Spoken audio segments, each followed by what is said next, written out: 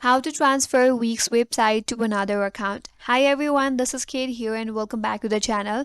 And on today's video, I will guide you how you can transfer your Wix website to another account. So without further delay, let's get started. First of all, go to wix.com. Make sure that you're logged into your account now. You have to select the site that you want to exchange or that you want to send to a new account.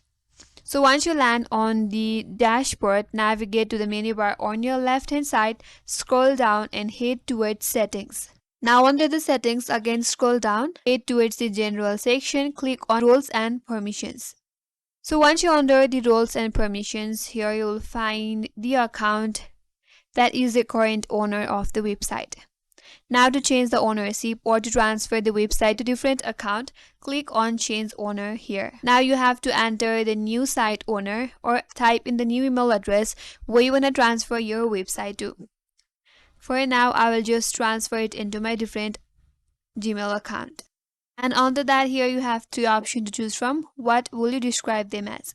If they are a client, select the first option, or the agency or someone else. For now, I will just select a client, then click on continue. And here, if you like to create a copy of your site and keep it in your account, you could also check the first option. But if you don't want that and you want to keep your role as a co-owner of the site after the transfer, then you have to select the first option, then click on continue. Now once you confirm it, click on transfer ownership. Now the invitation has been sent to new email address and the new owner have to accept the transfer via the invite email, and which will expire in 3 days.